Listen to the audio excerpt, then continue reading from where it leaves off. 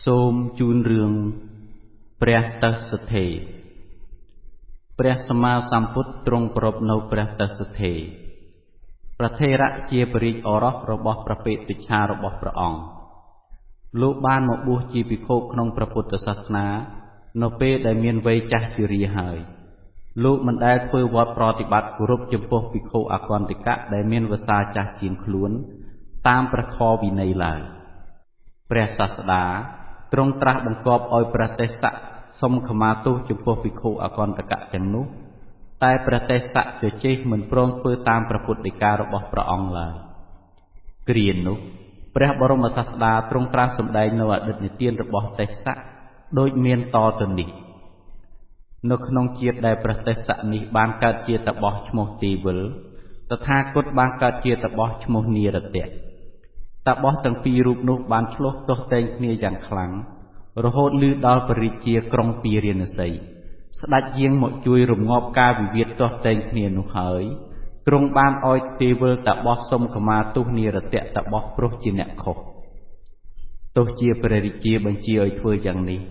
ក៏ទេវិលតបោះនៅតែមិនព្រមសុំខមាទោសចំពោះនិរតៈតបោះទៀត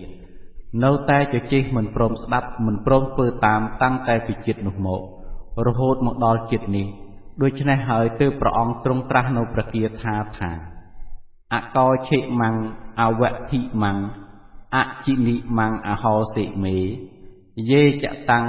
ឧបន័យយន្តិវេរੰទេសੰនសមតិអកោឆេមੰអវធិមੰអជិនិមੰ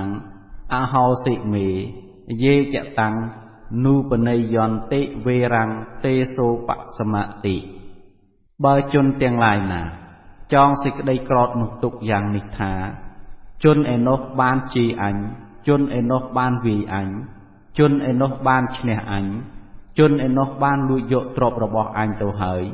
ដូច្នេះពាវេរារបស់ជនទាំងឡាយនោះមិនស្ងប់រងាប់បានឡើយ